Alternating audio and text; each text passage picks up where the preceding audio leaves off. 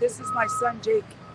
He was 34 years old. He died January 1st, New Year's Day of 21. Um, his little girl turned a year old Christmas Eve. He died home of a fentanyl overdose. His cocaine was poisoned with fentanyl. He had been in recovery. He had been working.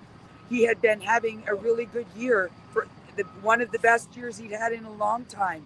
And then these shutdowns came along, and no more work, no more gyms, no more AA meetings. And on top of all of that, the medicine he was using was made illegal. Ibogaine, something that cures addiction in the middle of a pandemic. The Liberal government made it illegal, and he died. 7 months later, I lost my older son, 36 years old, the same thing, a fentanyl overdose. His job was gone, couldn't leave the house. Like, this is what Trudeau has done. This is what these lockdowns have done. So, I gave up my two sons, and I have people who want me to wear a mask. Well, when you want to give up two sons, I'll put on a mask for you. Until then, I'm not wearing a mask or injecting myself with anything. I'm going to do me from here on in. I want the government the hell out of my life. They murdered my children. And all of you that supported these lockdowns, you have blood on your hands. Blood.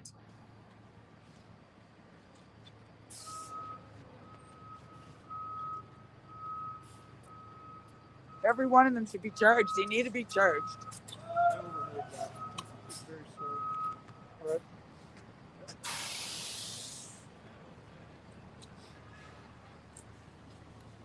I'd like to give a message to the people of Ottawa.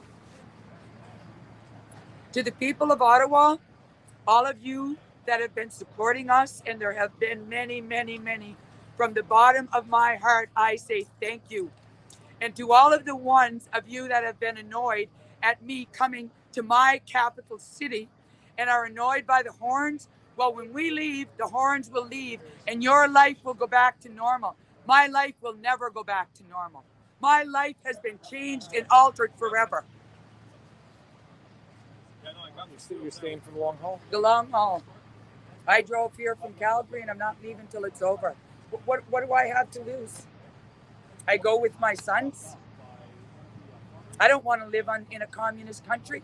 I would rather die here on the streets of Calgary than live in a communist country, or to see my children grow up into this oppression.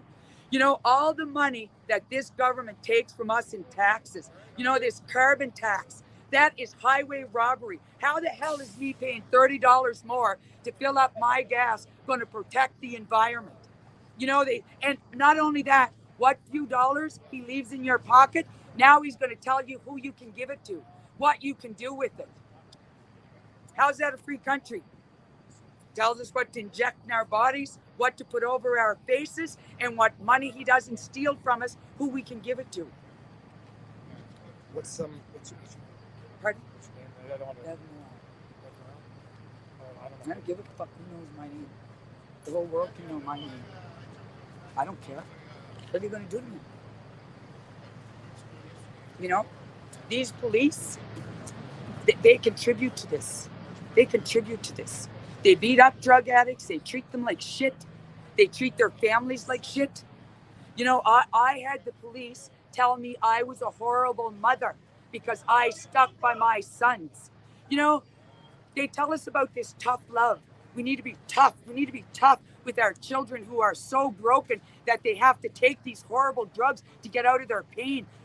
What is supposed to be tough about love? Is love not supposed to be kind, gentle, forgiving, caring? Look, isn't that what love is supposed to be? But this government has even changed. Not only have they changed the definition of vaccines, they've changed the definition of love. In order to love your children, we're expected to throw them out, kick them in the teeth when they're down. What kind of a decent, humane society says that something is a disease? Addiction, it's a disease. That has been in our medical books now for decades. And when they get these diseased people, what do they do with them? They throw them into prisons to be tortured by guards, be sold drugs by guards. We know this. We know this. What's being done about it? My daughter made a speech on the streets of Calgary for overdose awareness. And she told those people, they tell you the system is broken. She said, make no mistake, the system is not broken. It's working exactly the way they want it to work. The jails are full. The hospitals are full. They're selling prescription drugs like they're Smarties. It's not broken. The rich is getting richer and we're getting poorer and sicker. What disease do they cure? They don't cure diabetes. They don't cure cancer. What is it they cure? You go to them, you're depressed. They give you a medication that the warnings are suicidal thoughts, homicidal thoughts. You gain 40 pounds. You can't have an orgasm. You no longer have a short term memory. And now you should be happy. That's a pill to make you happy. This world's got to change. We need the blue collar workers running this country. These truckers pull this shit together in a couple of weeks. People have never felt more safe, more secure, more loved, more at home. People on the streets feel at home.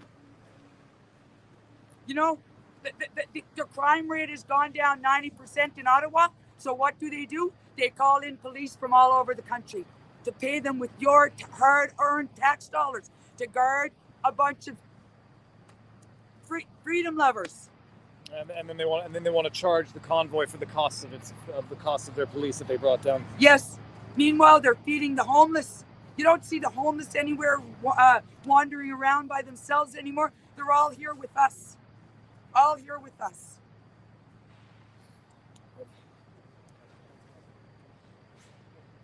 I am. What else do I got to do? I don't want to see another mother go through what I'm going through.